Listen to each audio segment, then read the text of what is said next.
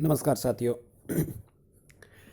जिस बात को लेकर चर्चा चल रही थी काफ़ी छात्रों में, स्टूडेंट्स में, अभ्यर्थियों में रोष था ग्रुप डी भर्ती को लेकर के कि इसका जो रिज़ल्ट जारी किया है वो किस बेसिस पे किया है, अभी तक किसी को कुछ पता नहीं चला है।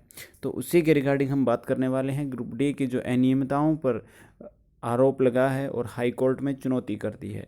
किसने चुनौती की है? हरियाणा में जो ग्रुप डी के 18,000 पदों पर जो भर्ती प्रक्रिया जारी है उसके लिए आज की ताज़ा खबर है, भर्ती को लेकर केस हो गया है। तो किसने केस किया है, किस बेसिस पे किया है, ठीक है, तो उन सभी के बारे में और क्या अनियमितताएँ बरती गई हैं, उन सभी के बारे में हम बातचीत करने वाले हैं इस पूरी वीडियो में। तो आप बने रहिए इस पूरी वीडियो के साथ। और यदि आप जानना चाहते हैं कि क्या अनियमितताएं थी और क्या सच में वो अनियमितताएं थी या नहीं थी, तो उन सब के बारे में बातचीत करने वाले हैं। यदि आप जानना चाहते हैं तो आप बने रहिए पूरी वीडियो के साथ। तो आइए देखते हैं क्या थी वो अनियमितताएं। देखिए, ये है आज की न्यूज़ साथियों, अमर उजाला की है। ग्रुप डी में अनियमितताओं का आरोप हाईकोर्ट में चुनौती। हरियाणा में पूरी खबर हम देख लेते हैं क्या है, उसके बाद हम चर्चा करते हैं। मैं आपको 2 खबर दिखाऊंगा, ठीक है, उनके बाद फिर हम चर्चा करते हैं क्या अनियमितताएं थी और क्या नहीं थी। 18,000 पदों पर जारी भर्ती प्रक्रिया। ग्रुप डी के जो 18,000 पदों के लिए हो रही नियुक्ति प्रक्रिया में अनियमितताओं को लेकर दाखिल याचिका पर पंजाब हरियाणा हाईकोर्ट ने हरियाणा सरकार और हरियाणा कर्मचारी चयन आयोग को नोटिस जारी कर जवाब तलब कर लिया है। देखिए, पंजाब एंड हरियाणा हाईकोर्ट ने हरियाणा सरकार और हरियाणा कर्मचारी चयन आयोग को नोटिस जारी कर जवाब तलब कर लिया है। क्या जवाब मांगा, क्या किसने किया है? इस मामले में हिसार निवासी मनीषा ने अपने वकील विक्रम शोराण के माध्यम से याचिका दायर कर नियुक्ति प्रक्रिया पर सवाल उठाए हैं। याची ने कोर्ट को बताया कि वह आर्थिक आधार पर पिछड़े वर्ग से संबंध रखती है और नियमों के तहत इस वर्ग के आवेदकों को 10 अतिरिक्त अंक देने का प्रावधान है। हरियाणा स्टाफ सिलेक्शन कमीशन ने उसको नज़रअंदाज करते हुए उसे यह लाभ नहीं दिया। यदि 10 अतिरिक्त अंक मिलते तो उसका चयन तय था। इस भर्ती में पिता की मौत, घर में किसी सदस्य की सरकारी नौकरी न होने व आर्थिक आधार पर पिछड़े वर्ग के आवेदकों को 10 अतिरिक्त अंक का लाभ देने का निर्णय लिया गया था। आयोग की लापरवाही के कारण उसे इसका लाभ नहीं मिला। याची ने मांग की है कि 10 अंक का लाभ देकर उसकी जो है यह नियुक्ति का आदेश दे। याची ने कोर्ट को बताया कि इस तरह के कई और मामलों में बोर्ड ने नियमों को अनदेखा किया है। हाईकोर्ट ने इस मामले की गंभीरता को देखते हुए वे राज्य सरकार और हरियाणा स्टाफ सिलेक्शन कमीशन को नोटिस जारी कर जवाब मांगा है।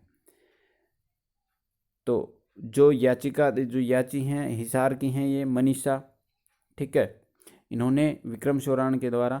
तो नेक्स्ट खबर क्या है, दूसरी खबर भी देख लेते हैं।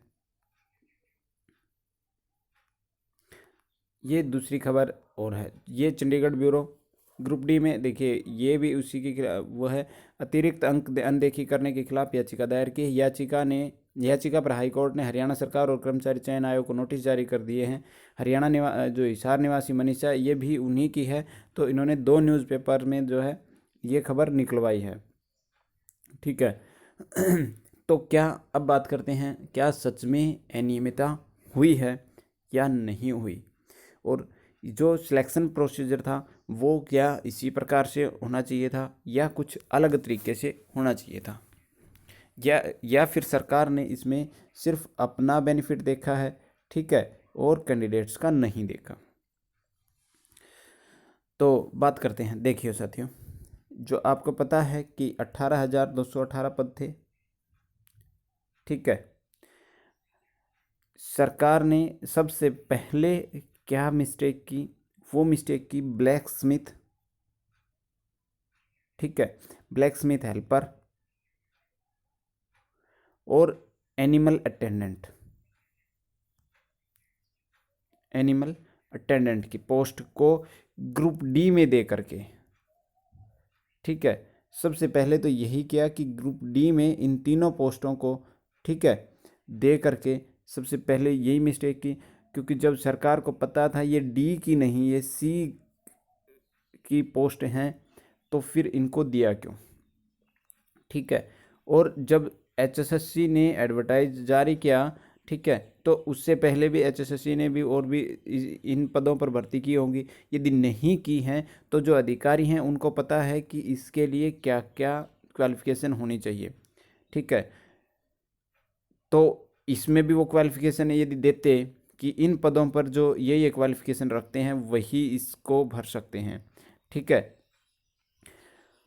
दूसरी बात, तो यदि वो देते तो फिर ये आज जो इसके ऊपर कोर्ट में केस हुआ है ये नहीं होता, ठीक है, ये केस नहीं होता और ये भर्ती कंप्लीट पूरी हो जाती, ठीक है, पूर्ण रूप से। मतलब जो आज अब लटके पड़े हैं पद, जिनका सिलेक्शन हो चुका, कॉन्ग्रेचुलेसन, लेकिन जिनका सिलेक्शन हो गया है वो अब ज्वाइनिंग के लिए भटक रहे हैं, उनको ज्वाइनिंग नहीं मिली है, कंफ्यूज है कि कब ज्वाइनिंग मिलेगी, ठीक है, और पता भी नहीं कब मिलेगी नहीं मिलेगी, क्योंकि किसी के पास जवाब नहीं है इस बात का, ठीक है।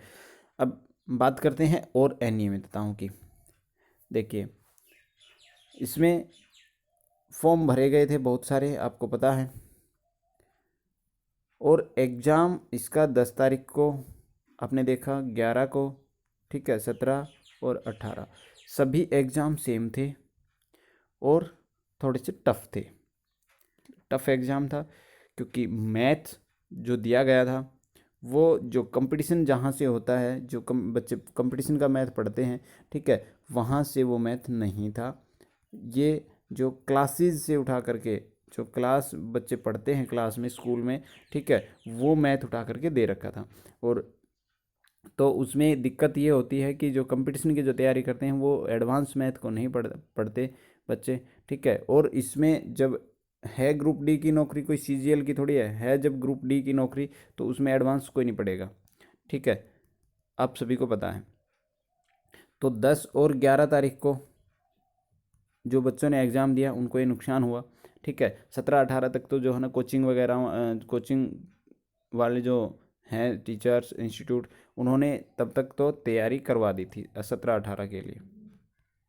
तो 10-11 वालों को ये नुकसान हुआ, ये अनियमितता थी, ठीक है। फिर उसके बाद जब आंसर की रिलीज की गई तो आप सभी को पता है कि उसमें बहुत से ऐसे पर्सन थे जिसका जवाब HSSC को भी नहीं पता, ठीक है, HSSC को भी नहीं पता है, और उसका पता नहीं है, या फिर NCERT, ठीक है, NCERT का जो जवाब है वो कुछ और है और HSSC का अपना खुद का कुछ और है, ठीक है। और जब याचिका दायर की गई तो जो ऑब्जेक्शन लगाया, ठीक है, जब ऑब्जेक्शन लगाया, ऑब्जेक्शन के लिए भी आपको पता है, ठीक है, कि जो आंसर की आई थी उसके लगभग 7 तारीख को आसपास आंसर की आई थी, ठीक है। और 16 तारीख को नोटिस डाल रहे हैं कि 7 से 9 आप ऑब्जेक्शन लगाएं, 16 तारीख को नोटिस आया था।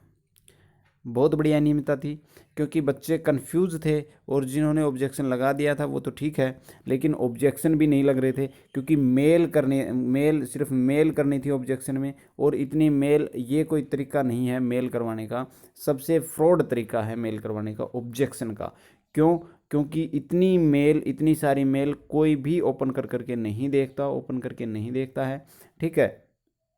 और ना ही इतना HSSC के पास टाइम, कोई भी संस्था हो उसके पास इतना समय नहीं होता, कितनी सारी मेल जो है लाखों में मेल जाती हैं, तो इतनी जो। फिर दूसरी अनियमितता तो क्या थी कि यदि मेल ही, ठीक है, मेल करवा रहे थे तो मेल स्टार्टिंग में तो मेल हुई 4-5 दिन, ठीक है, लेकिन उसके बाद जो मेल नहीं हो रही थी, ठीक है, जो बॉक्स था वो फुल हो चुका था। मेल बॉक्स जो था, मेल की जो कुछ कैपेसिटी होती है तो वो फुल हो चुकी थी, ठीक है। उसके बाद मेल नहीं हुई, ठीक है। अब फिर जो बात करते हैं रिवाइज्ड की बात करते हैं रिवाइज्ड की, ठीक है। अब रिवाइज्ड की भी ये था कि रिवाइज्ड की आएगी क्योंकि बहुत सारे जवाब गलत थे, बहुत सारे क्वेश्चन गलत थे, उसके रिगार्डिंग भी अभी तक किसी को नहीं पता कि किसका ठीक हुआ है और किसका नहीं, और क्या कौन सा क्वेश्चन ठीक हुआ है कौन सा नहीं हुआ। ठीक है, सबसे बड़ा और मनमानी करने वाला बोर्ड और सबसे जो ज़्यादा गलती करने वाला बोर्ड है HSSC। ठीक है, पिछले दिनों अब कोई कह रहा हो कि इसमें घपला नहीं होता और गलती नहीं की बोर्ड ने, तो आप सब देख सकते हैं पिछले दिनों SSC में भी सवाल उठे थे और फिर जब जांच हुई तो वहाँ पर भी घपला निकला था। और ये बात कर रहा हूँ मैं उस समय जब दिल्ली पुलिस की भर्ती हुई थी।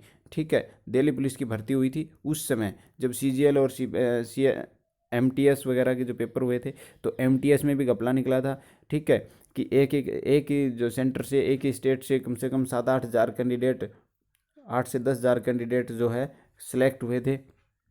तो वह घपला नहीं तो और क्या था, क्या सभी पढ़ने वाले एक ही स्टेट में थे।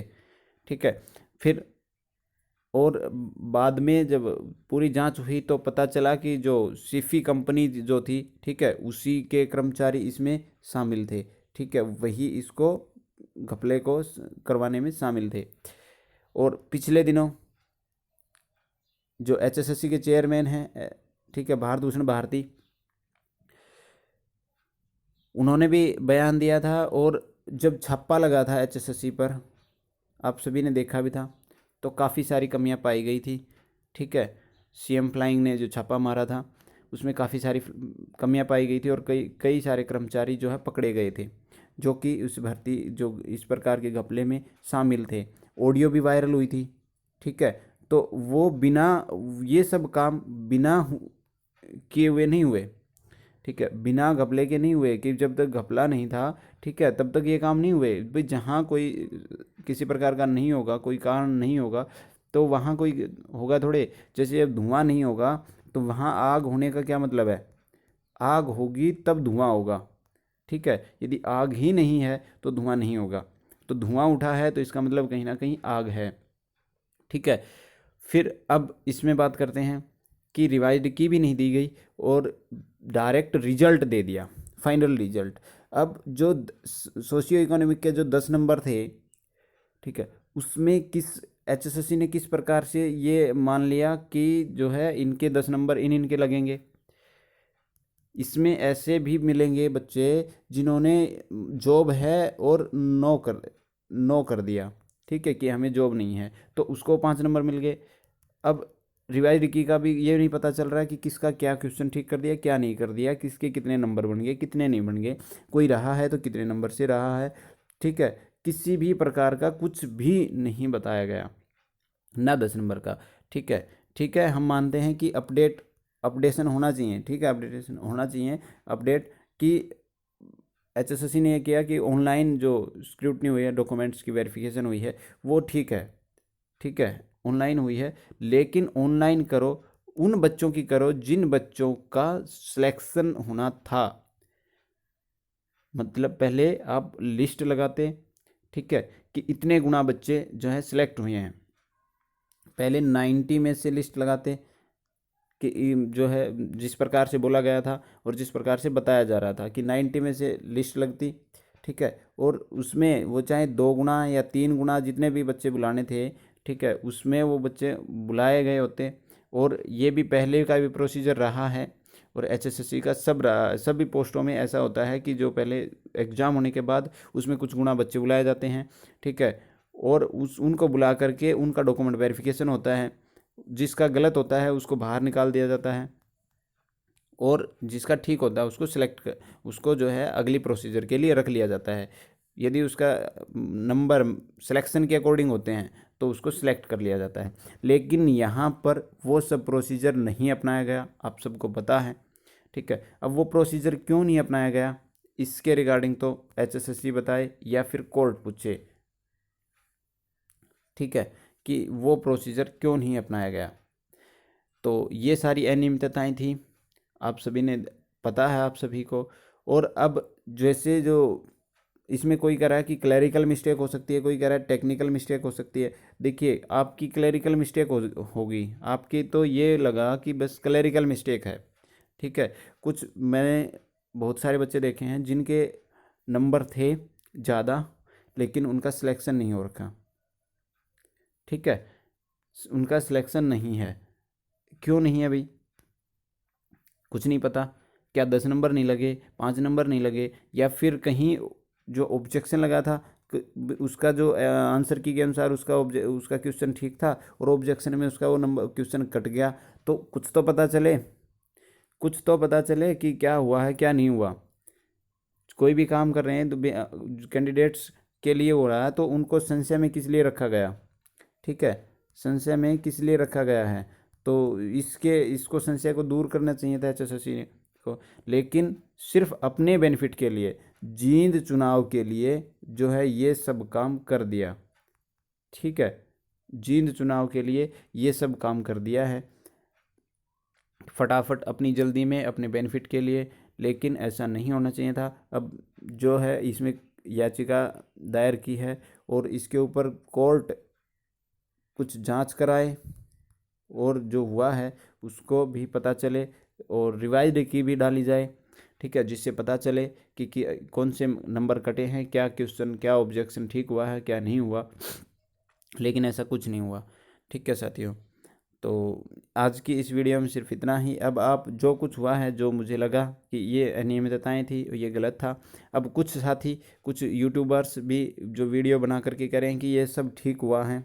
ठीक है, ये सब ठीक हुआ है। बहुत सारे वीडियो मैंने देखे हैं, वो कह रहे हैं कि ये नहीं, ये हमने वो अब पहले तो सब बता रहे थे कि 45, 50, 55 से ऊपर नहीं जाने वाले। अब सभी सभी के पास स्क्रीनशॉट आ गए कि हमने तो पहले ही बोल दिया था कि 69, 70 जाएगी, 60 जाएगी, 65 जाएगी।